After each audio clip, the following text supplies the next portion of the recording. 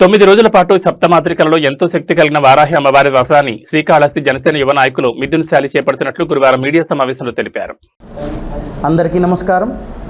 నేను మీ మిథున్ శాలి. ఓం వారాహి దేవ్యై నమః.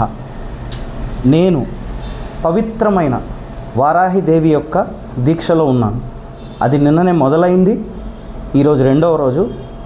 మిగతా 7 రోజుల వరకు కూడా ఈ పవిత్రమైన దీక్షని నేను కొనసాగిస్తాను.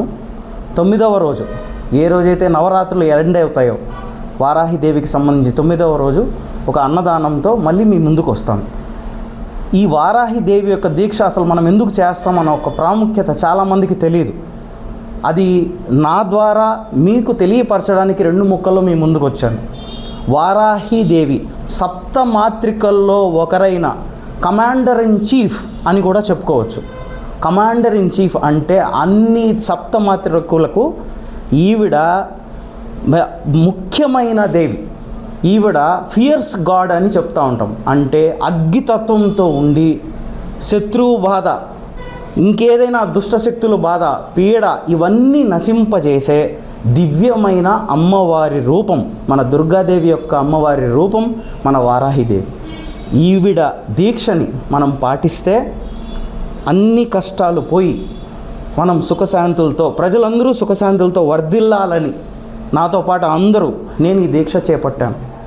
నాకు మీ సహకారం దీనిలో ఉంటుందని, ఉండాలని, అందరినీ ఆ దేవి చల్లగా చూడాలని కోరుకుంటూ, మన పవన్ కళ్యాణ్ గారు, మన అధినాయకుడైన పవన్ కళ్యాణ్ గారికి కూడా హెల్త్ త్వరగా కోలుకోవాలి, ఆయన త్వరగా మన మధ్యలోకి రావాలి అని ఈ దీక్ష బలం ఆయనకి కూడా, ఆ ఆశీస్సులు ఆయనకి, అమ్మవారి ఆశీస్సులు ఆయనకు కూడా ఉండాలని ఉంటాయని. ఎందుకంటే మన అందరికీ వారాహి దేవిని పరిచయం చేసిందే ఆయన. ఇక్కడ ఆయన వాహనానికి కూడా వారాహి అని పేరు పెట్టుకున్న మనము ఇవన్నీ చూసి మనం అవి పాటించడం స్టార్ట్ చేసాం. కాబట్టి ఆ వారాహి దేవి యొక్క ఆశీస్సులు మీ అందరిపైన, నా పైన ఉండాలని కోరుకుంటూ సెలవు.